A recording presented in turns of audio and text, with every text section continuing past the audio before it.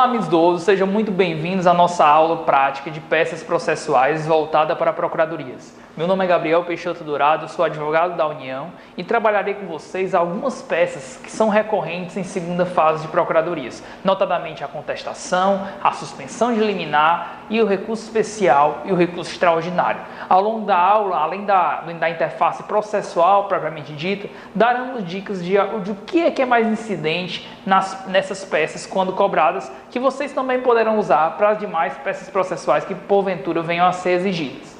Inicialmente, antes de entrar nas peças em espécie, eu queria fazer uma indagação e uma afirmação para vocês. A indagação seria: qual a mentalidade a ser adotada em peças processuais? Existe uma distinção entre peças processuais e as peças jurídicas propriamente ditas. Quando você está fazendo um parecer propriamente dito, você não necessariamente vai acolher a tese favorável à fazenda pública. O parecer pode ser deferido em favor de um servidor, em favor de alguém com algum vínculo com a administração. Por outra via, quando você está fazendo a defesa, como o nome propriamente já diz, judicial da fazenda pública, por meio de uma contestação, de um recurso, até uma atuação mais proativa, por meio de um despacho com um juiz, uma sustentação oral, a mentalidade que você vai adotar o candidato jamais vai adotar tese contrária aos interesses da administração. Você, mesmo que a jurisprudência eventualmente seja contrária ao tema que você esteja defendendo, você tem que buscar alguma linha que porventura venha a beneficiar a administração no que ela está buscando naquele momento processual. Seja uma defesa de uma matéria de direito administrativo, de direito ambiental e qualquer que seja a sua vertente. Essa tese de eu sempre ter uma argumentação pró-fazenda, independente se a jurisprudência se posiciona ou não favoravelmente ao meu pleito, foi bem exemplificada no concurso da PGE do Piauí, em 2014. Nesse concurso, elaborado pelo CESP, foi exigida na peça teses já superadas pelo Supremo. Qual a tese que foi exigida lá? O caso do 5+5, referente ao lançamento tributário, que eu teria 5 anos para que fosse lançado e, eventualmente, eu teria mais 5 anos para lançar as diferenças, contado do exaurimento do quinquênio inicial. Essa tese foi refutada pelo Supremo há tempos, mas é uma argumentação residual, uma argumentação que você tem que buscar todas as teses possíveis favoráveis à fazenda pública. Logicamente, isso aqui é uma exceção. Normalmente, quando as peças discursivas colocam questões que você tem uma linha de argumentação mais clara, mais em consonância com os posicionamentos dos tribunais superiores. Mas aqui já é um extremo que mostra o quão sua defesa do ente público em uma peça judicial tem que ser irrestrita, a ponto de o espelho de uma prova discursiva exigir uma tese já superada. Repito, isso aqui é uma argumentação residual. Primeiro eu tenho que buscar, em consonância com os tribunais superiores e com os dispositivos legais, posicionamentos doutrinários ou de viés eminentemente legalistas que estejam adstritos ao que a fazenda pública argui em juízo, ao que ela almeja em juízo. Se não houver nada que eu possa arguir, eu posso ir por linhas doutrinárias, mesmo que vocês saibam, refutadas pela jurisprudência, como foi o caso da PGE do Piauí, em uma pontuação excepcionalíssima. Mas essa pontuação excepcionalíssima serve para nós ratificarmos nossa premissa inicial. Jamais o candidato vai adotar tese contrária aos interesses da administração em peças processuais. Eu só posso adotar interesses contrários à administração em pareceres propriamente ditos, porque aí eu não estou fazendo a defesa do ente em juízo, mas sim estou fazendo um controle interno da legalidade do ato, que não necessariamente estará em consonância com o ato editado que eu estou me manifestando. Feita essa análise, passamos então a analisar as peças em espécie, com destaque, inicialmente, a contestação. A contestação é chamada de peça de bloqueio. Por que é uma peça de bloqueio? Através dessa manifestação, na contestação, eu tento bloquear todas as teses arguídas pelo autor. Com base nisso, há 2 princípios que norteiam a contestação: o princípio da eventualidade e o princípio da impugnação especificada dos fatos. O princípio da eventualidade, ele permite que uma contestação sejam arguídas teses contraditórias entre si. Porque naquele momento processual, na contestação, eu tenho que arguir tudo o que for possível, sob pena, com exceção das matérias de ordem pública, dessas alegações não arguídas serem acobertadas pelo manto da preclusão. Por outra via, a impugnação especificada dos fatos quer dizer que todos os fatos arguídos pelo autor têm que ser impugnados pelo réu, sob pena de incontrovérsia desses fatos não impugnados. Existe uma mitigação desse princípio da impugnação especificada dos fatos em relação à fazenda pública, segundo a doutrina de Leonardo Carneiro da Cunha. Em relação à fazenda pública, imagine que eu arguo a tese A, B e C. E a fazenda pública, em sua contestação, só vem a elidir a pretensão autoral em relação à tese B, quedando-se silente em relação à tese A e C. Se fosse uma lide diante de dois particulares, as teses A e C seriam tidas como incontroversas, uma vez que não foram impugnadas especificamente pelo réu. No entanto, uma tese defensiva em relação à fazenda pública que vocês podem utilizar é que o princípio da impugnação especificada dos fatos na contestação, ele não se aplica à fazenda pública. Por quê? Pelo fato de o efeito material da revelia também ser inaplicável em face da fazenda pública, de forma que a não impugnação específica de determinada alegação autoral não geraria sua incontrovérsia, em razão da impossibilidade de efeito material da revelia, ou seja, da presunção de veracidade das alegações pela falta de impugnação. Feito esse arcabouço teórico acerca da peça aqui em análise, essa peça encontra supedâneo legal no artigo 335 do CPC, que diz: o réu poderá oferecer contestação por petição no prazo de 15 dias, cujo termo inicial será a data. Inicialmente, pessoal, lembrem da noção que os dias, os prazos processuais, segundo o artigo 219 do CPC, são contados em dias úteis. E, além disso, qual seria o termo ACO, o prazo inicial para a contagem desses 15 dias? Outra inovação do Código de Processo Civil vigente foi a introdução no procedimento ordinário de uma audiência de conciliação e julgamento. E o reflexo dessa audiência de conciliação e julgamento irá influir no termo inicial do prazo da contestação. Nesses termos nós temos cujo termo inicial será a data da audiência de conciliação ou de mediação ou da última sessão de conciliação, quando qualquer parte não comparecer ou comparecendo não houver autocomposição. Teve audiência de conciliação, uma das partes não compareceu ou ambas compareceram e o acordo não foi logrado, a partir da data da audiência eu vou começar a contar os 15 dias da contestação. Eis uma diferença do procedimento ordinário.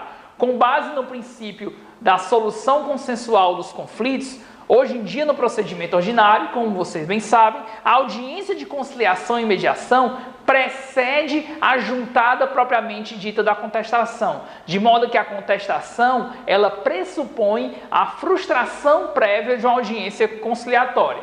Certo? Então a primeira hipótese, teve audiência de conciliação, não teve acordo, alguém faltou, a partir dela eu conto 15 dias para a contestação. Segunda hipótese, do protocolo do pedido de cancelamento da audiência de conciliação ou de mediação, apresentado pelo réu, quando ocorrer a hipótese 334, parágrafo 4º, inciso 1. Esse protocolo desse pedido de desistência é muito comum pela Fazenda Pública, por a Fazenda Pública ter uma gama de direitos, de interesses não transacionáveis por ausência de previsão legal. Em razão disso, muitas vezes os juízes marcam conciliação em matérias que o procurador não pode transigir. Então, nesses casos, você deve não esperar a audiência acontecer para que esse ato processual seja frustrado. Até à luz do próprio princípio da cooperação e visando a efetividade processual, deve o procurador protocolar um pedido de cancelamento da audiência. E a partir desse protocolo, será o termo inicial, a segunda hipótese, de cômputo do prazo de contestação. E terceiro, de acordo em caso de citação ficta, vai ser a partir de quando houve essa citação. Certo? Isso aí são três hipóteses relacionadas à audiência de conciliação e mediação e o termo inicial. Normalmente pode haver uma dessas hipóteses. Tomem cuidado com essas duas hipóteses, porque numa peça prática pode ocorrer uma audiência de conciliação e mediação e como pode não ocorrer. Como é que isso pode ser cobrado de vocês? Isso pode ser cobrado de vocês na análise da tempestividade. O examinador pode dizer, diante de uma ação inicial, que você a conteste no último dia de prazo possível. E para que você venha aferir qual seria o último dia de prazo possível, você tem que ter noção dos incisos do artigo 335. Sobretudo o inciso 1 e o inciso 2, que são os mais recorrentes em prova. Lembrando, além disso, nessa perspectiva de tempestividade, que as manifestações da Fazenda Pública no Código de Processo Civil de 2015 são computadas em dobro.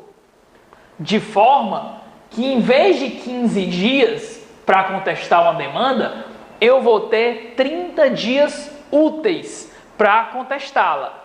Acabou aquela questão de prazo em quadro para contestar. Hoje eu tenho um prazo em dobro para todas as manifestações. Quando eu falo em manifestação, onde é que eu vou aplicar o prazo em dobro que eu não aplicava anteriormente? Na prática, uma grande inovação relacionada ao artigo 183, que previu essa dobra de prazo para todas as manifestações da Fazenda Pública, são no caso das contrarrazões dos variados recursos, que são as respostas da Fazenda Pública, melhor dizendo, quando ela atua como recorrido. Nas contrarrazões, o prazo também é dobrado em favor do ente público, quando anteriormente era computado em prazos simples. Certo, pessoal? Então, atenção com essa dobra de prazo, interpretando o artigo 219, combinado com o artigo 183 do CPC. Só faço uma ressalva quanto a essa dobra de prazo. A gente sabe que em 2009 houve a edição da lei que instituiu os juizados especiais da Fazenda Pública. Por ser um procedimento inerente à Fazenda Pública, lá os prazos não são computados em dobro. Lá os prazos são dirigidos já à Fazenda Pública, então lá eles são computados de modo simples. Uma prerrogativa prazal existente na Lei 12.153, que rege tais juizados, é que da data da designação da audiência à sua ocorrência, tem que haver um intervalo de 30 dias, sob pena de cancelamento desse ato por cesseamento de defesa da Fazenda Pública. Certo, pessoal? Então atentem que não há dobra de prazo no procedimento dos juizados especiais da Fazenda Pública. Certo? Então a gente já viu aqui a questão das possibilidades acerca do termo inicial, que vão interferir em uma tempestividade de uma peça processual, e também a prerrogativa de prazo da Fazenda Pública. Começando propriamente a análise da contestação, passamos a analisar o endereçamento. O endereçamento é algo relativamente simples, que a gente vai dirigir ao magistrado da forma mais completa e formal possível, sem abreviações, pessoal. Cuidado com vícios de linguagem, de usar excelentíssimo com XMO, como usar senhor com SR. Evitem essas abreviações em prova, uma vez que você tem que se adequar à língua culta, à língua formal, para evitar coloquialismos e até vícios da prática forense que não devem ser reverberados em provas de segunda fase. Então a gente fez aqui um exemplo de direcionamento para o juiz o mais completo possível. Excelentíssimo senhor doutor juiz de direito da Vara da Fazenda Pública da comarca... 3 pontinhos. Por que eu botei esses 3 pontinhos? Outra diretriz importante em qualquer peça processual é vocês se atentarem para não gerar a identificação da sua prova. Só declinem qual seria a comarca quando o examinador expressamente a designar. Além disso, quando não identificar a comarca, com base nisso, não haverá uma menção expressa a essa comarca propriamente dita. Além disso, vejamos a seguinte hipótese. Qual é a hipótese que a Fazenda Pública vai litigar em primeiro grau de jurisdição em uma demanda que não tramite em uma vara da Fazenda Pública? Só não haverá endereçamento à vara da Fazenda Pública em primeiro grau em comarcas de vara única, notadamente em comarcas menores, normalmente interiores, que só tem uma vara ou duas, que são chamadas cíveis genericamente nessa comarca específica. Nesse caso, de vara única, não haverá vício em dirigir a inicial para a única vara civil e criminal da comarca determinada, certo? observe se o comando da questão traz essa exceção. Então, pessoal, quanto ao endereçamento, a nossa diretriz principal é que vocês evitem abreviações no direcionamento ao juiz de primeiro grau, na contestação, e além disso, cuidado com essa questão da vara única, que pode ser uma exceção relacionada a isso. Além de evitar abreviações, não identifiquem a prova de vocês. Só coloquem a comarca respectiva quando a prova expressamente a designar.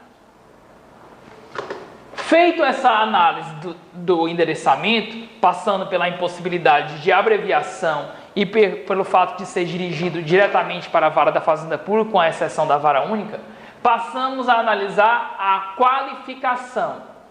Nós partimos da seguinte premissa: na qualificação devemos utilizar termos também genéricos.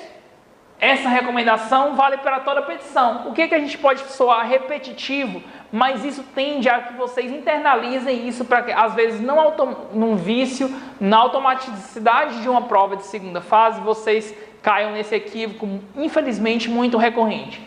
Identificar a prova. Nunca crie fatos. Isso pode configurar a identificação da prova e, consequentemente, zerar a sua avaliação. Por isso, eu devo tomar esse cuidado quando a qualificação do seguinte modo: o Estado X, pessoa jurídica de direito público interno, vem por meio de seu procurador enfim assinado, com o devido respeito e acatamento, com fulcro no artigo 335 do CPC, apresentar contestação com base nos argumentos a seguir coligidos. Pessoal, essa qualificação ela é o mais genérica possível. Não tem como gerar uma identificação de prova. E além disso, uma coisa que eu lembro a vocês e que dou como dica: quando vocês forem qualificar qualquer peça processual, busquem logo colocar o artigo que as fundamenta. A gente vai trabalhar adiante que normalmente nas peças processuais é necessário se fazer um tópico de cabimento.